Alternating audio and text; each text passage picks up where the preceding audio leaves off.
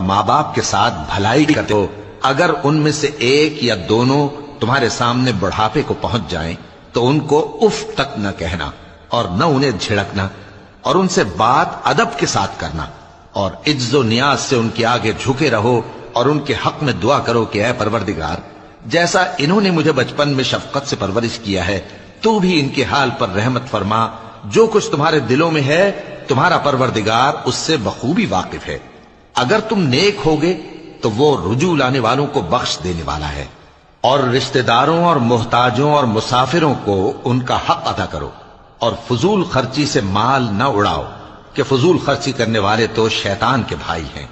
اور شیطان اپنے پروردگار کی نعمتوں کا کفران کرنے والا یعنی ناشکرا ہے۔ اور اگر تم اپنے پروردگار کی رحمت یعنی فراخ دستی کے انتظار میں جس کی تمہیں امید ہو ان مستحقین کی طرف توجہ نہ کر سکو تو ان سے نرمی سے بات کہہ دیا کرو، اور اپنے ہاتھ کو نہ تو گردن سے بندھا ہوا یعنی بہت تنگ کر لو کہ کسی کو کچھ دو ہی نہیں، اور نہ بالکل کھول ہی دو کہ سبھی کچھ دے ڈالو، اور انجام یہ ہو کہ ملامت زدہ اور حسرت زدہ ہو کر بیٹھ جاؤ۔ بے شک تمہارا پروردگار جس کی روزی چاہتا ہے فراخ کر دیتا ہے، اور جس کی روزی چاہتا ہے تنگ کر دیتا ہے، وہ اپنے بندوں سے خبردار ہے اور ان کو دیکھ رہا ہے۔ اور اپنی اولاد کو مفلسی کے خوف سے قتل نہ کرنا، کیونکہ ان کو اور تم کو ہم ہی رزق دیتے ہیں، کچھ شک نہیں کہ ان کا مار ڈالنا بڑا سخت گناہ ہے، اور زنا کے پاس بھی نہ جانا کہ وہ بے حیائی ہے اور بری راہ ہے، اور جس جاندار کا مارنا اللہ نے حرام کیا ہے اسے قتل نہ کرنا مگر جائز طور پر یعنی بفتوائے شریعت،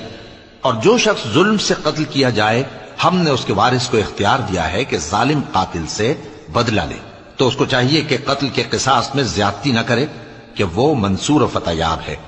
اور یتیم کے مال کے پاس بھی نہ پھٹکنا مگر ایسے طریق سے کہ بہت بہتر ہو، یہاں تک کہ وہ جوانی کو پہنچ جائے، اور عہد کو پورا کرو کہ عہد کے بارے میں ضرور پرسش ہوگی، اور جب کوئی چیز ناپ کر دینے لگو تو پیمانہ پورا بھرا کرو، اور جب تول کر دو تو ترازو سیدھی رکھ کر تولا کرو، یہ بہت اچھی بات اور انجام کے لحاظ سے بھی بہت بہتر ہے۔ اور اے بندے، جس چیز کا تجھے علم نہیں اس کے پیچھے نہ پڑ کہ کان اور آنکھ اور دل ان سب اعضاء کے بارے میں ضرور باز پرس ہوگی، اور زمین پر اکڑ کر اور تن کر مت چل کہ تو زمین کو پھاڑ تو نہیں ڈالے گا اور نہ لمبا ہو کر پہاڑوں کی چوٹی تک پہنچ جائے گا، ان سب عادتوں کی برائی تیرے پروردگار کے نزدیک بہت ناپسند ہے۔ اے پیغمبر، یہ ان ہدایتوں میں سے ہیں جو اللہ نے حکمت کی باتیں تمہاری طرف وحی کی ہیں، اور اللہ کے ساتھ کوئی اور معبود نہ بنانا کہ ایسا کرنے سے ملامت زدہ اور راندہ درگاہ بنا کر جہنم میں ڈال دیے جاؤ گے۔ مشرکو، کیا تمہارے پروردگار نے تم کو تو لڑکے دیے اور اپنے لیے فرشتوں کو بیٹیاں بنایا؟ کچھ شک نہیں کہ یہ تم بڑی نامعقول بات کہتے ہو، اور ہم نے اس قرآن میں طرح طرح کی باتیں بیان کی ہیں تاکہ لوگ نصیحت حاصل کریں، مگر وہ اس سے اور بدک جاتی ہیں۔ کہہ دو کہ اگر اللہ کے ساتھ اور معبود ہوتے جیسا کہ یہ کہتے ہیں تو وہ ضرور عرش والے کی طرف لڑنے بھیڑنے کے لیے رستہ نکالتے، وہ پاک ہے، اور جو کچھ یہ بکواس کرتے ہیں اس سے اس کا رتبہ بہت عالی ہے۔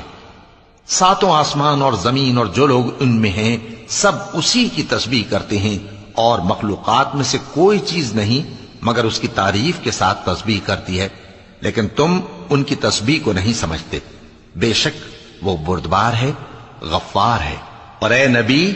جب تم قرآن پڑھا کرتے ہو تو ہم تم میں اور ان لوگوں میں جو آخرت پر ایمان نہیں رکھتے چھپا ہوا پردہ یعنی حجاب ڈال دیتے ہیں، اور ان کے دلوں پر بھی پردے ڈال دیتے ہیں کہ اسے سمجھ نہ سکیں، اور ان کے کانوں میں ثقل پیدا کر دیتے ہیں۔